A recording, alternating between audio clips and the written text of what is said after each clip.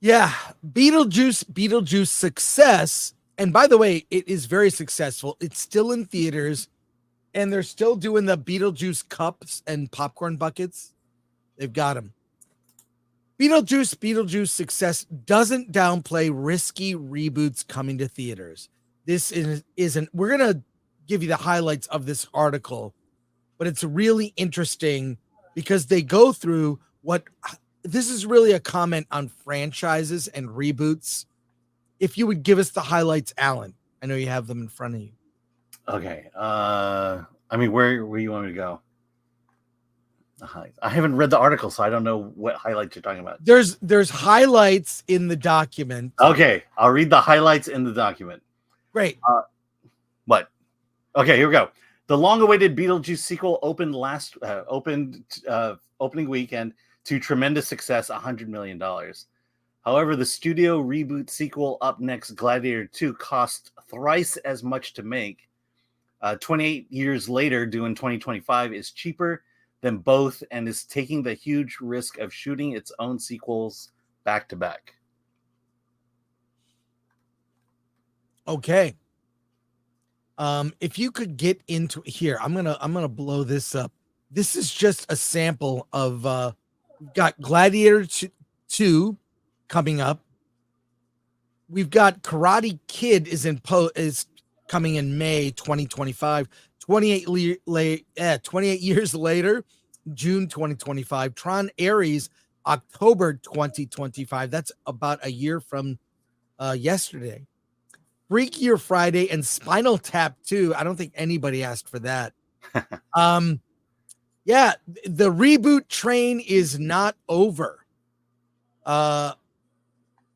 So there you go. Alan, why don't you read some of this? The one there's a couple paragraphs just below the chart that give you insight. Okay. So, so all of these factors make November's Gladiator 2 from the returning director Ridley Scott and Paramount the biggest test case yet for the viability of theatrical sequels after a long hiatus. Long hiatus. That's a strike. It sports a strong cast with Paul Mescal, Pedro Pascal, and Denzel Washington, but doesn't otherwise feature a returning cast, despite some characters' familial connection to the original. Most important, Scott is reported to have rung up production costs to the tune of around $300 million, the kind of nightmare gamble that has strained the profitability of recent sequels to much more established franchise, including Indiana Jones 5 and The Marvels last year. While the record R-rated success of this summer's Deadpool and Wolverine, audiences exhibited appreciation for the Twisters' disaster spectacle and the current success of Beetlejuice, all bode well for Gladiator 2. The risk of its budget is hard to shake, especially from May's Furiosa, a Mad from franchise originator George Miller, floundered at half the budget. Oh, you want to keep going? Yeah. Okay. Compared to August Alien Romulus, a new installment of the longtime R-rated studio franchise that has made more than $300 million globally from the budget of under $100 million. The Gladiator sequel is a rarity that stands to add more pain to Paramount's global fraught M&A period if it isn't the breakout hit of the Thanksgiving window. Just read this last part here and we'll get into it. Okay. Currently unscheduled, Rob Reiner's Spinal Tap sequel is the kind of attempt to bring back a classic that understands it shouldn't be bigger than its britches. The budget is just over $20 million, and a returning ensemble cast. It's hard to imagine the mockumentary approach wouldn't make its money back, even if there's little appeal for younger film goers without cameos from fresher music acts. The bottom line is here. First of all, I didn't realize. Look at all these reboots. This is insane. And Freakier Friday is coming. I mean, that's just ridiculous. And I mean, this is going to be weird. So many of these. And I don't know. What are your thoughts, Alan, on all of this? Here's a whole list of upcoming. Yeah, well, I mean, the idea that reboots and sequels. I mean, we've been talking about this for years. To add on top of that, nothing original is really coming out of the big studios. It's IP. It's a book they buy, an adaptation. Right. More comic books, and so Hollywood will rarely ever invest in something because quite frankly, I think it's because of the price tag. Well, if I'm going to give you $100 million to make a movie, I need guaranteed success, and originals don't guarantee success. The only one that's really weird to me is Gladiator 2, which, by the way, I have word it's really good. I have word from people I've spoken to that it's really good and it will likely get Oscar nominations for people like Denzel Washington. I'm shocked as anyone to hear this. I didn't think we needed a Gladiator 2, but the new trailer, which doesn't have rap music, thankfully, not a real match for that. It just doesn't fit. It doesn't fit. I'm hearing it's actually excellent. I know. First, I am only the messenger. This is not my opinion. This is what I heard from a source that is reliable, that it's shockingly good and will get Oscar noms. And I don't know what that says. I mean, Dune Part 2 technically is a sequel and part of a franchise, and that will get a lot of Oscar noms. Mm-hmm.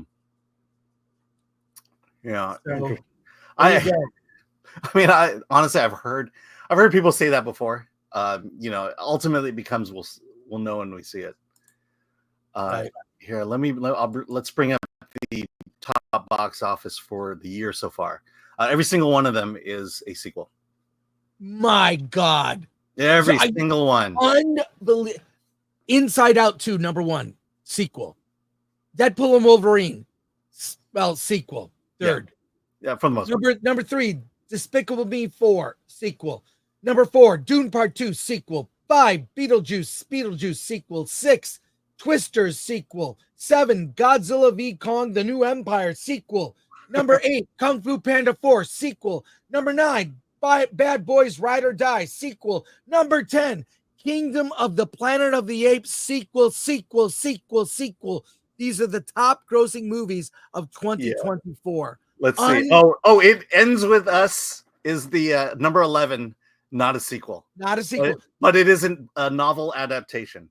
Okay, number 12, A Quiet Place Day 1, sequel. Number 13, Ghostbusters Frozen Empire, sequel. Number 14, If. Original.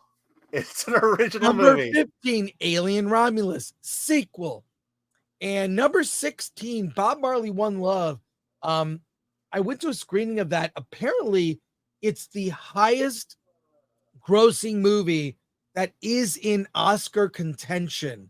The actor who plays Bob Marley is in the mix for Best Actor. I could see that happening. If that happens, it's the highest grossing movie that would be nominated. Wow, that's really, really shocking. Okay. Yeah, Wonka doesn't count there, but that's a sequel. But Furiosa, number 25. Wow. Did not do well. 67 million. Wow. Yeah, just eking out The Beekeeper. I thought The Beekeeper was fun. Low expectations for that. All right. Well, look, you know what? Here's my prediction. Based on this data, go back to the top 10 again. Okay. These are all franchises, reboots, or sequels. Every single one in the top 10. That list. It's if I worked in Hollywood, I'd say, let's keep making them. Why do you think they keep getting made? They're the highest grossing movies. Right. But again, Hollywood also copies success. Once one thing succeeds, you see millions of iterations of it. Unfortunately, its sequels is that iteration, or is that success. Again,